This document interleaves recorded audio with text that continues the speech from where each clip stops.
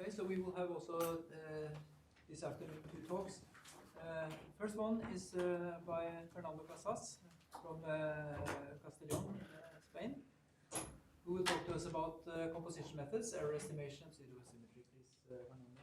Thank you, Jaume, and thank you to you for being here. It's a pleasure for me also to be in this inspiring atmosphere. So I'm talking about this in this talk about composition methods. So it's something that is quite familiar for all of you. So, but in any case, I will concentrate on 2 different things that we have been working during the last months, I would say, which maybe is not so familiar for you. In any case, this is a work divided into 2 parts. The first part is given in collaboration with my colleagues Sergio Blanes and Jaume from Israel, and the second part with our student from Castellón and Untitled here. Alejandro, our student, was here at the beginning of the semester with this special workshop that you had. Okay, so this talk has 2 goals. First one is just to provide a new mechanism for estimating the error when integrated problem with composition method. So composition method is quite familiar, but maybe this mechanism for estimating the error is not so well known. And this is, in principle, could be used to design variable step size strategies in that setting. This, the results are contained in this paper that has been, well, now is in press in Applied Numerical Mathematics. And the second goal is just a work in progress, which is analyzing a new type of composition, essentially in connection with preservation of qualitative properties. I will give you more details in a few minutes. So, in any case, this is a work in progress, so it's only preliminary results. So the plan is just to give some brief review of composition methods and then to give more details about these local error estimators. And the third part is just this kind of composition with some kind of pseudo-symmetry that I will explain later. So first, some review about composition method, which is, as I said before, is quite well known. So suppose that we have for an ODE, which can be also the result of some discretization of a PDE. So here we have the differential equation, and assume this this vector field can be written as a sum of different parts, n parts or n2, 3, or whatever. With the peculiarity that each part can be integrated exactly, with solution written in this way. And here, for future reference, I put h as the time step, so positive quantity. Then it's very well known that if you compose all this solution of each subproblem in that way, this gives you a first order approximation to the solution. In this order or any possible permutation. So this means that in the limit of small h, this is true. It's based on a local error analysis. So very often this vector field is just separated into 2 parts. Okay, so only 2 parts. Then we have 2 possible ways of forming a first order approximation. This one and this one. This is denoted in this star, which in this numerical analysis differential equation is called the adjoint of the method. Both of them are first order integration. This is also called the literal splitting. And we can compose both of them. Okay, both of them with half the step size. Either in that way or in this way. Both of them provide second order approximations in the sense that they agree with the exact solution until terms of order h to the power 3. So if you remember that this method is given in that way, so this is another way of writing both of these compositions. Okay, so These methods are called Strang, Marchuk, or Leapfrog, or Sturmer-Verlet, or and many other ways. In any case, it's a time-symmetric scheme. Okay, it's well known. So, but these are only second-order approximations. So, suppose we want to construct a higher-order approximation. Following this line, we have two possibilities at least. One of them is just, okay, since both of them are at the end composition of each part corresponding to the solution of each part of this differential equation, we can compose, we can consider composition that way, but with different parameters here. Okay? Of course, fix the parameters just to achieve a given order of approximation. This is what is called a splitting method. Or another possibility is just, instead of considering this composition of this one, then to consider any first order approximation, any first order method, not necessarily this, but any first order approximation, and consider a composition of that form. The method and but with different coefficients. And these coefficients are again chosen in such a way that this gives you a better approximation. Okay, this is what is called composition method. But both of these possibilities are related, according to a well-known result by Robert McLellan here in the audience. When this method is just the literal. Okay, it's a close connection in the sense that if you consider a consistent method, you can pass from one to the other. So, but instead of using a first order method as the basic tool, let's say, we can consider a higher order scheme. Okay, so consider then a composition of this form. Well, this is a second order method, for instance, Strang splitting. Okay, so it's very well known that if these coefficients alpha and beta satisfy these equations, then this composition gives you a fourth order approximation. Okay. And more in general, given a symmetric method for the 2p, then by considering a composition of this form, it's possible, with satisfying this equation, it's possible to increase the order, okay, to p plus 2. So essentially, from a second order method, we have constructed a fourth order, a sixth order, eighth order, or whatever. This is what is called the triple jump technique, or the Suzuki-Yoshida technique, according to the author that developed first this strategy. Okay, in any case, if again, if this second order basic method is just the leapfrog or the Strang splitting, at the end we get a composition like that. And in principle, as I said before, one can achieve an arbitrary order. The problem is that, well, we have a large number of maps to evaluate here. Okay, so it's not strange then that some other technique has been developed just to try to minimize this number of maps in order to get a high order, but in a more economical way. And one of them is just to consider as before. Okay, so instead of this composition with alpha and beta, consider more maps here with different parameters. Okay, and then try to determine these parameters to achieve the desired order. This, of course, can be simplified if a left-right palindromic sequence is considered here, in the sense that this coefficient is the same as this, and this the other one, and so on. So this is what is called a symmetric composition of second-order symmetric schemes. In particular, some popular schemes here, order 4, this is well known, order 4, but involving, instead of 3 maps here, involving 5. Okay? Why involving 5? Because in that way, it's possible to reduce the local error and to get at the end this smaller error term compensates in a way the additional computational cost which is involved in the evaluation.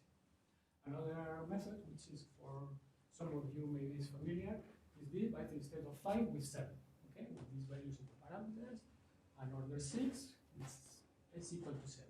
So these parameters and so on. Order 8 and so on. Okay, so in principle it's possible to construct quite schemes of order 8, etc. Just for, okay, so the same technique can be done instead of with a second order method with first order and then. Here, for instance, is an example.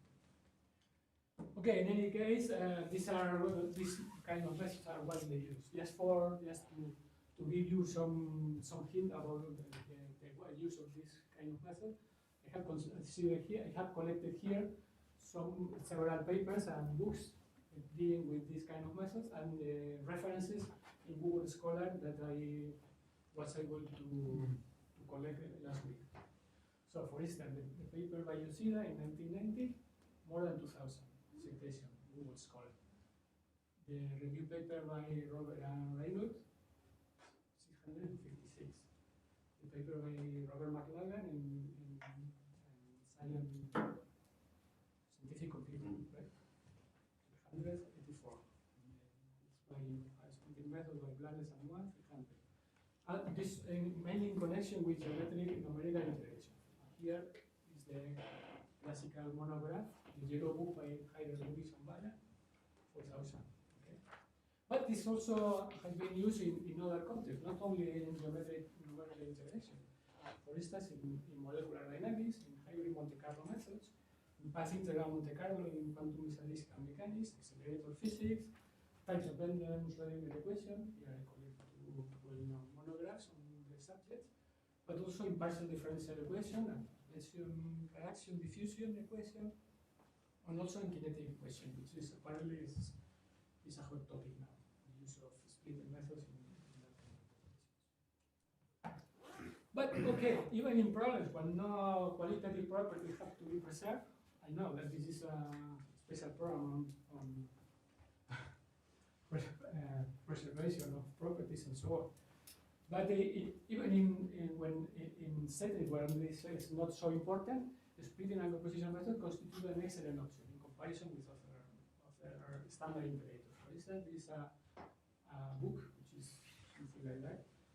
It's collecting, well, splitting method in communication, imaging, science, and engineering. And believe me, if you don't know the book, all these topics are covered there. Okay.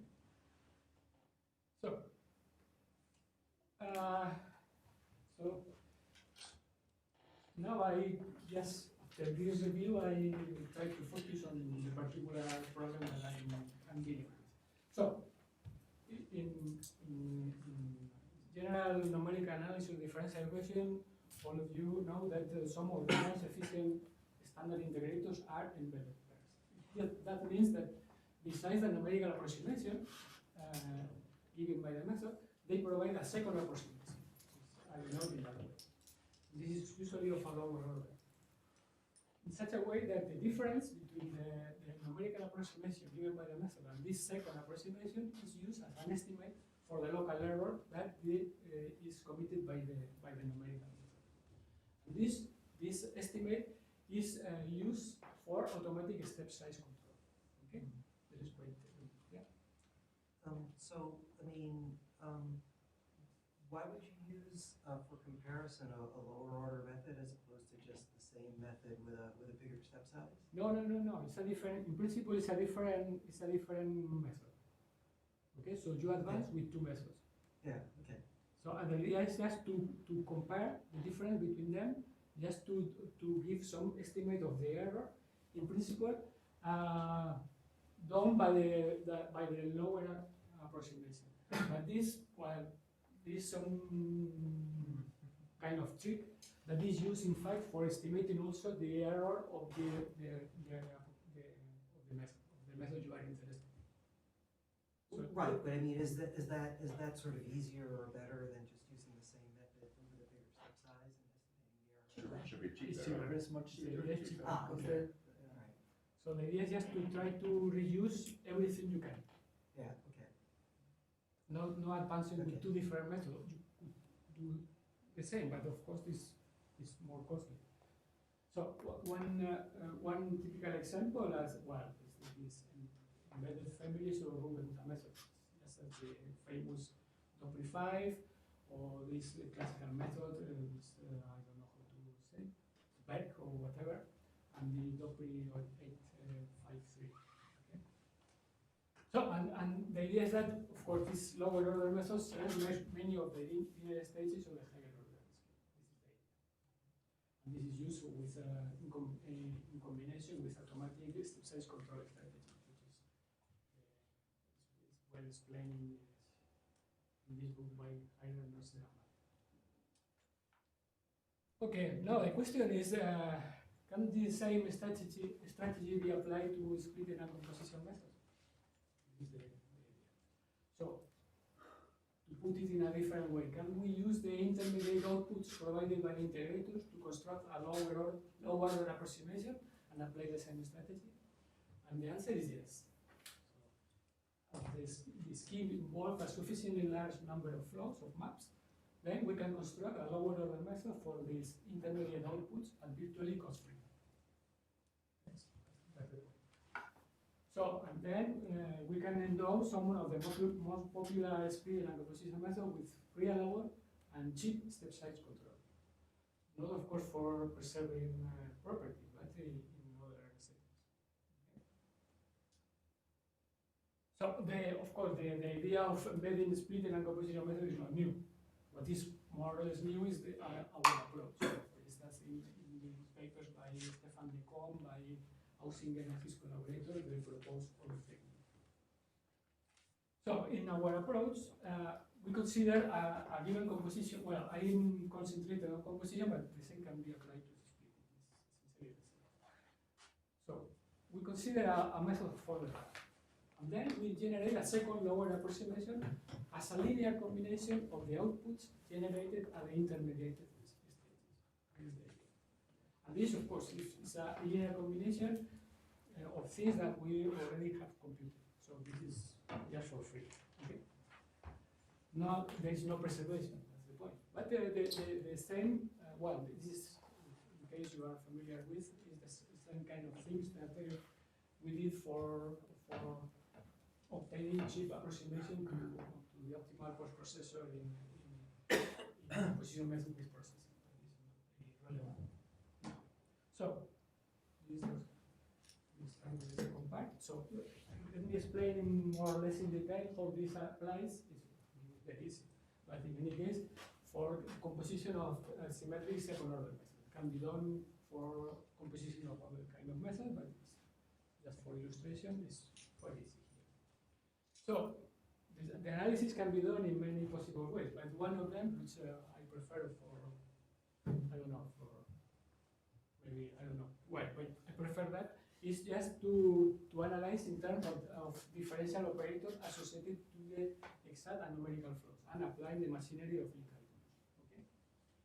So, essentially, just into transparency, and I'll skip on these details. So we have the equation, and to this equation we associated an operator, which is essentially the derivative. Okay? And then for any differentiable function, we have something that is associated to the exact flow. Okay?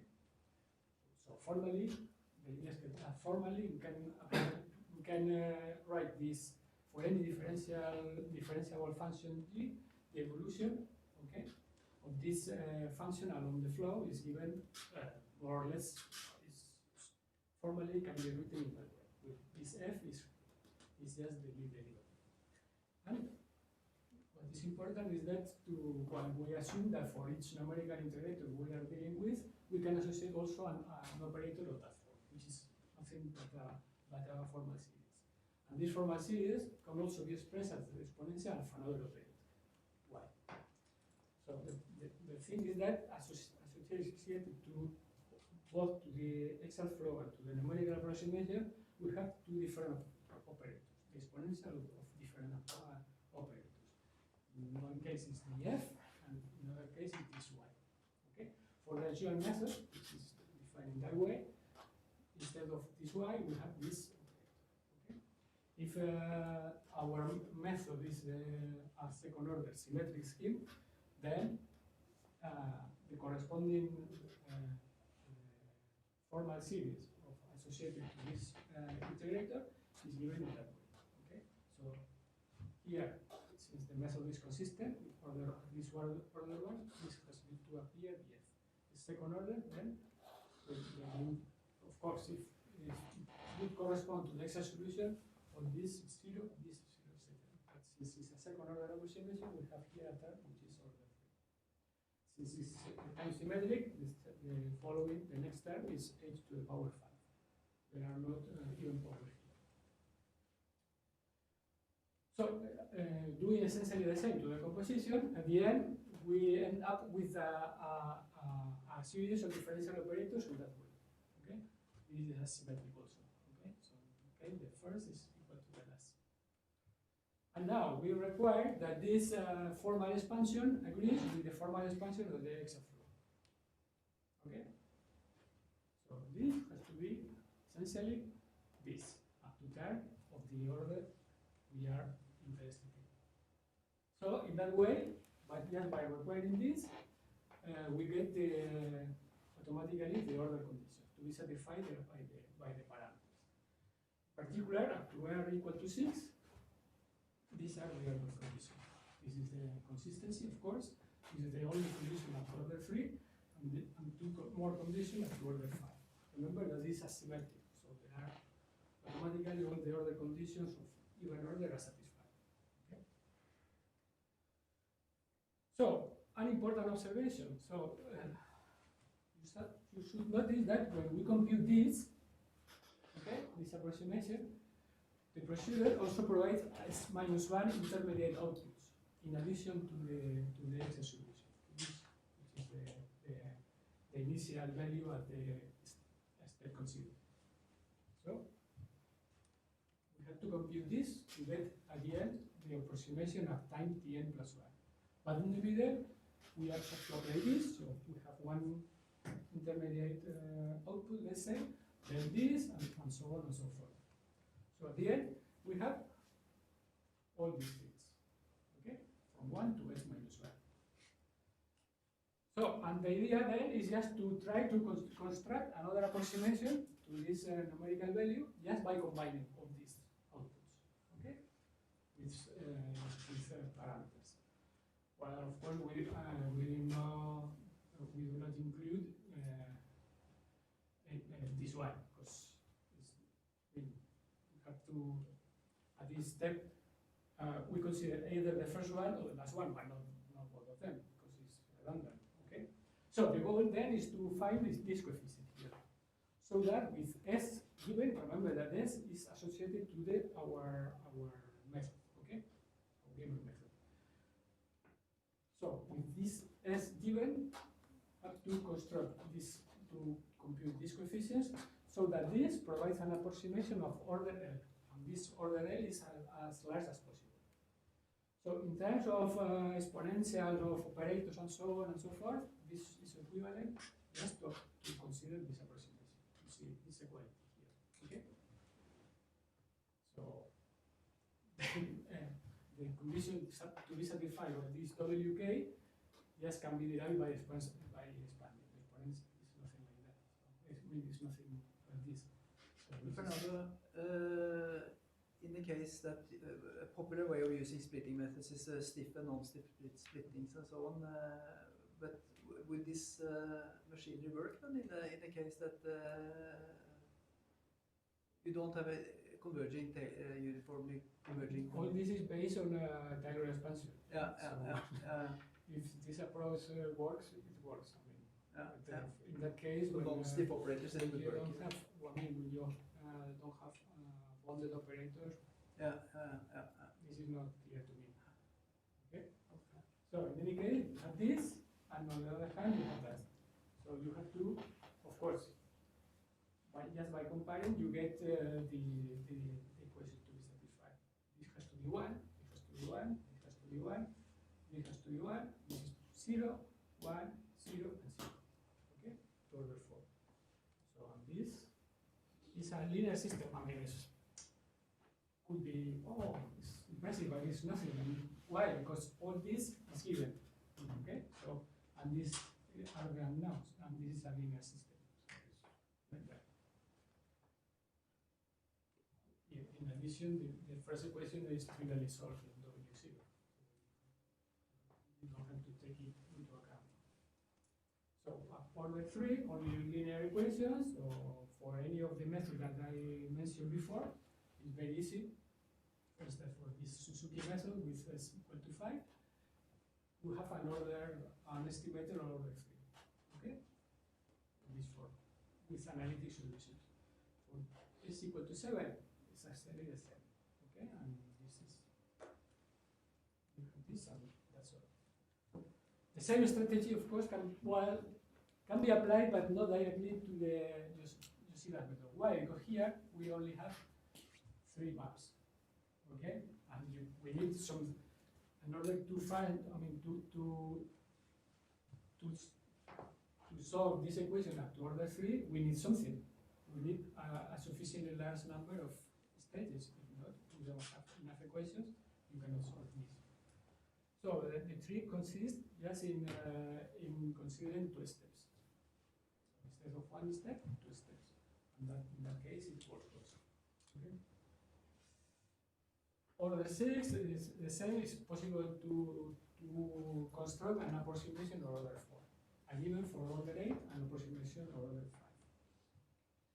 5. Moreover, in this case, it's possible to apply a similar strategy as Sennheiser and Gerhard-Wagner applied to construct this the routine doctrine 853. So with an additional estimator of order 3.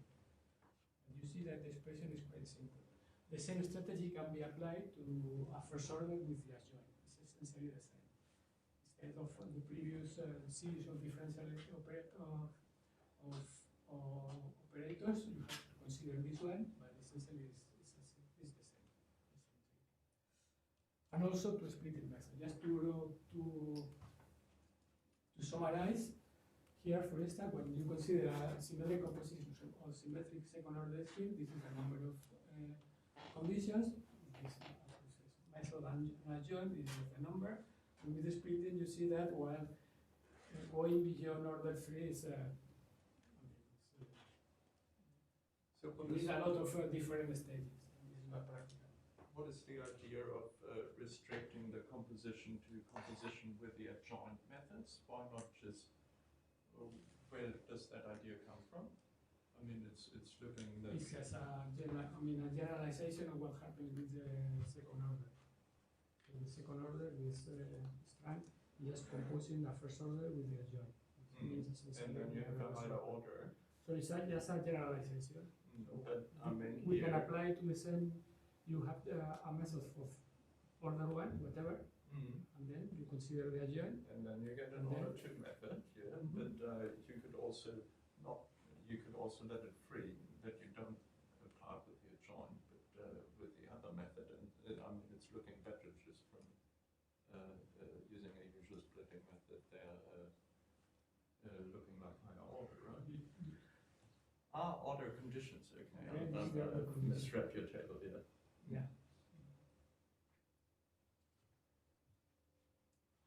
So just to finish this part, this is just a simple numerical example to illustrate how this works. Okay. So essentially to estimate to illustrate the reliability in the following stage. Well, we consider a very simple example. This kind of technique is not in principle to be applied to this problem where there is some structure to be present, but it's just to illustrate how it behaves in practice.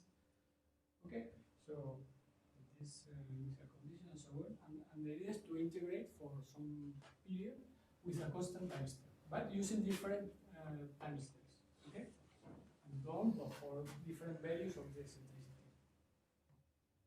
So when well, this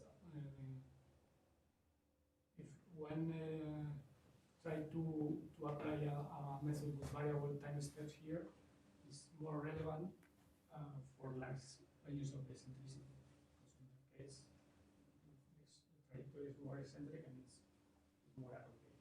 Well, in any case, it is not important for our purpose. Our purpose here is just to compute the maximum true error. Okay, this can be done because we can compute exactly the exact solution. Okay? With Gauss function and so on, there is very good routine that allows you to compute the exact value of the solution. And then we compute this, and we compute the maximum of the error estimate. Okay? So an efficient method should give these quantities essentially similar, while being both as small as possible and given computational cost. So now in the next diagram, I will compute these two quantities, okay, for two different methods. This is for order 6 with an estimator of order 5. This is the blue is for the standard error, and this pink is for this technique applied to a composition of symmetric in the same order. Okay. So you see here, this is the true error, and this is the estimator. Okay, and this is the true error and the estimator. Okay, for this value and for this value of eccentricity and so on. So you see that here, I mean, the estimator and the true error are quite similar. Even for large eccentricity, well, there is some difference, but in any case, it's not as large as the difference between the estimation for the Rondelino method and the true error. Sorry, the estimator is just the difference between the two methods? Is that correct? The estimator is given by this. So it's the local, you compare the local error estimate to the local error. Yeah, okay. Why doesn't it scale like the order of the lower order method? I missed something. This is 6.5. Why isn't the error scaling like h to the 5? The estimator scaling like the order.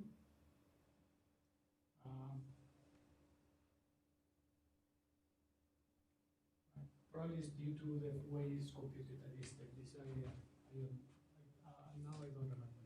But we computed both The ways. slope of the pink line is 6, right? Definitely 6th order.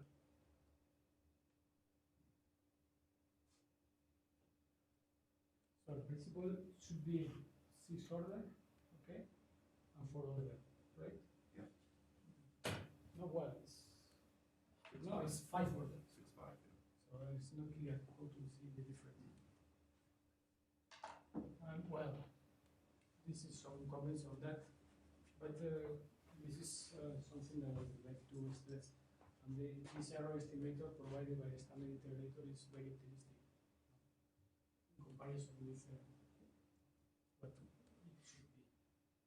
And well, this maybe is a possible explanation because both of them serve many intermediate states. Maybe this is the reason. But this is essentially what you obtain for all the methods we have checked. This for order 8.5 is essentially, well, it's not so clear, but it's essentially the same. What are you using as an error estimator for the Ramacutta case? Why? How is the error estimated by the Ramacutta case? Yeah, it's exactly the same idea. It's just to construct a lower order Ramacutta method. Exactly. I see. Just by taking into account several intermediate stages in a clever way, let's say. For the method is quite standard. But if I did like Richardson extrapolation or something with the Ramacutta, would I get a more accurate measure of the error estimate than this one? Good question. Well, Maybe yes. So, so the theoretical analysis, I would say, is something like you mentioned.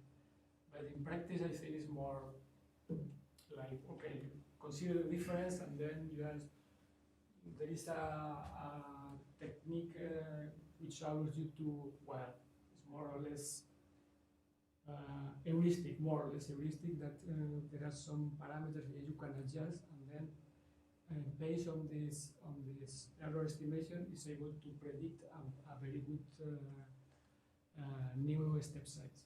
In the sense that you are guaranteed that you have not many rejections, because when you have a rejection, you have to compute everything again. So it's something like that. Yeah, okay. So this is the end of the first part, let's say, and the second one in 10 minutes, no more than that. So we go back again to a basic composition. Okay, so we have seen that if you consider the leapfrog or whatever as a symmetric method order 2, this gives you a method of order 4. Or in general, a method order 2k, starting from 2k plus 2, starting from 2k. But there exists another simple composition to raise the order, which is, instead of considering 3, consider only 2. Okay? So, if this alpha and beta satisfy this, are given by these numbers, this is a method of order 3. What is the problem? The problem is that it involves complex coefficients. This is the reason why people started to analyze composition with 3 instead of 2. Okay? And it's not symmetric. Okay? So in general, if you start with order k, you get order k plus 1 if the coefficient satisfies this equation. So the coefficient with the smallest phase is given by that. So in principle, it's possible to construct from second order 2, then order 3, 4, 5, and 6. And at least, well, up to order 6, all these coefficients have a positive real part. Are complex, but have positive real part. This is good in the sense that if you intend to apply this method for parabolic PDEs, it should be okay. This is another barrier in any case. It means that order 7 is not possible to use positive real coefficients. So in any case, the method just constructed in that way involves 16 evaluations of the method scheme. And we have seen that there are composition methods of order 6 with real and complex coefficients involving just 7. In addition, it's not symmetric. Okay? And in addition, they involve complex arithmetic. So it's not a very promising approach. But since we have 10 minutes more, so I try to say something. So anyway, let us analyze this scheme. Okay? First observation is that if it's applied to a real differential equation, then the real part of this method is of order 4. Okay? This is not big news in the sense that it was, in particular, was noticed by Chambers in 2003. So it's a kind of proof. So the real part is just the, of course, half the method plus the complex conjugate, and can be written in that way. But since this method is symmetric, the adjoint is just precisely the complex conjugate. So, in consequence, the real part of this method is just half the sum of the method and the adjoint. And this, if you know this is a method of order 4. This is not very complicated to see. Oh, for instance, again, by considering the corresponding series of operators, this is very easy. Just 2, maybe 6 lines, but it can be done. It's a method of order 4. Okay, so moreover, it's not symmetric, this method, in the sense that it's not an identity when you consider this composition. But this agrees with identity up to term of order h to the power 8. Okay, so in this sense, this method is a method of order 4, but it's pseudo-symmetric in the sense that it's symmetric up to order 7. This, I think, is not very well known, at least for me. In general, it can be shown that if you start with a method of order 2n and consider this composition, it's a method of order 2n plus 1, of course, if it satisfies this equation, and then, repeating exactly the same, you get a method of order 2n plus 2, which is pseudo-symmetric with error h to the power 4n plus 4. When the vector field is real, of course. But if in addition, this f is a Hamiltonian vector field, it's applied to the differential equation coming from a Hamiltonian system, it's also symplectic up to order 4n plus 3. Error 4n plus 4. Of course, if the method is applied to a system which is volume preserving or unitary, it's exactly the same. Okay, exactly the same. So, several consequences of this fact. While this is well known, precisely what I was mentioned before, but if n is equal to, so starting from a method of order 4, we can construct this method. And this is order 6, which is symmetric and symplectic to order 11. Okay? So, if this is the Oscilla method, this is our starting point, this method order 6 requires the evaluation of 6 second order methods. So, triple jump requires 9, and composition 7. Of course, here we are using complex arithmetic, remember. If the basic method is order 6, then 14 up to order 8. So, but symmetric and symplectic to order 15. If h is sufficiently small, you don't need this. You don't see this in practice. Okay, second consequence, which is what? We can construct, in principle, this technique recursively. Why not? I mean, we construct this one and then apply the same technique. So, construct this with this parameter, form the real part, and well, sum with a join, and repeat again and again. Okay, this is good. The only problem is that the order of preservation of the symmetry of the underlying basic is the underlying basic method. So you don't get higher order approximation in the symmetry than for 1 plus 3 in any case. And the order is so starting with this, you will get order 7 and no more than that. It's not possible. Okay, but just a warning is that in all the iterations, in the last one, we have to compute both this and that.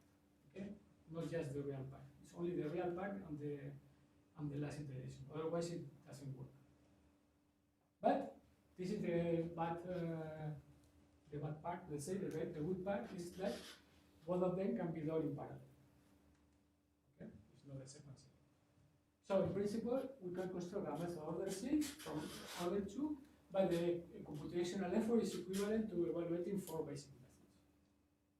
It's not exactly 4 orders. Four basic methods, but essentially the same computational effort if you do that in parallel.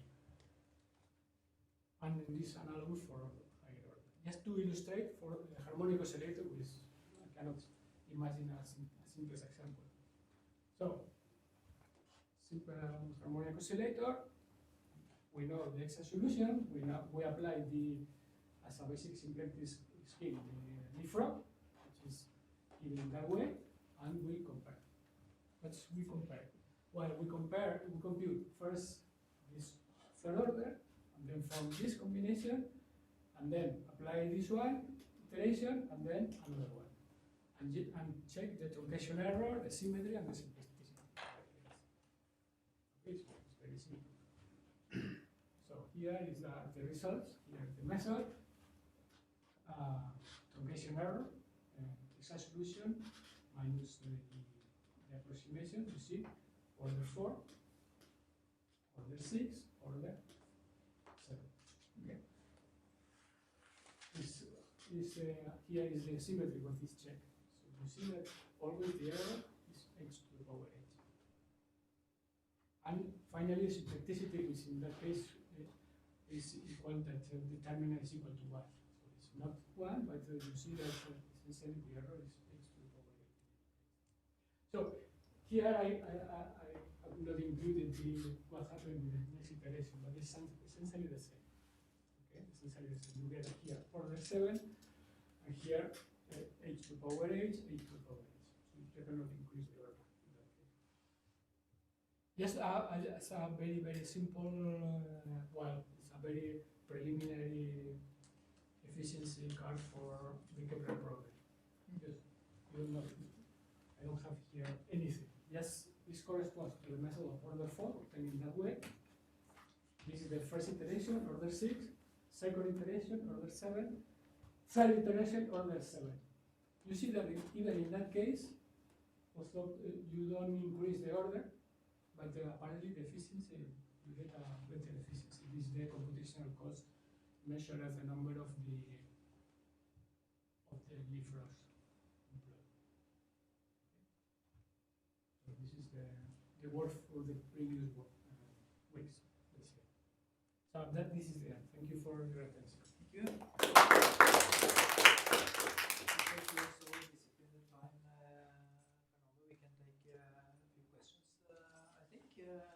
We have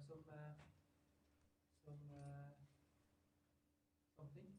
You have some ideas about this? Just didn't understand the bit where you said something about parallel.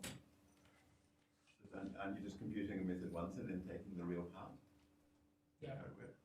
You don't need to compute. These are a very subtle point here. So it's true that, okay, here for instance, you take the real part, okay, and this gives you order 4. But suppose that you get with this real part, you apply the iteration. You don't get a higher order. You need to do this, not to do this. It's different. Okay. So in any case, you compute this, and you can compute also this. And you don't need this to compute this, and the other way around. So in that sense, I said that effectively the number of evaluation is small. So you mentioned that you can apply this to PDEs as well, but I mean, in PDEs, there will also be truncation error associated with taking the spatial derivatives. So to get that the same order is the idea that you're also supposed to use a higher order scheme for computing the spatial derivatives, or can you use a spectral method? I mean, what do you need to do with the spatial derivatives to take full advantage of this accuracy of the time domain? You need a previous semi-discretization in space. Of course. You need a what? You need to have a discretization in space. Yeah. Just to apply this in time. So you could do this method for a reaction diffusion equation, for example. You mean all this estimation and things like that? No, the second part. All principle? Yeah. I think so. Even when you have a stiff and non-stiff part. This is the idea, just to check how it behaves for this kind of equations. Regarding the first part, I was a little bit puzzled why you are interested in measuring the quality of the local error estimation to the local error. Isn't one usually interested in the global error in the? Well, it's just to convince people that this technique is as good as any other technique to estimate the. But wouldn't that be something you see only if you consider how the global error is behaving? How to say that is just to see that the same technique that are applied for standard numerical integrators, these pairs of embedded methods and things like that, can be done exactly the same for this type of methods. But I'm just thinking that, sorry, I'm pushing this too far, but I just thought that a method could, in theory, estimate the local error perfectly, but the global error could have a horrible behavior in terms of the tolerance, in theory anyway, right? But how do you propose to get around that? Well, so what I would do what people did in the classical ODE, numerical ODE theory, where they look at things like proportionality between the global error and the tolerance that you specify and things like that. And that you can do also theoretical analysis, or asymptotic analysis. So maybe next topic. I don't have an answer for that. Are there other questions? All right, so then let's thank the speakers.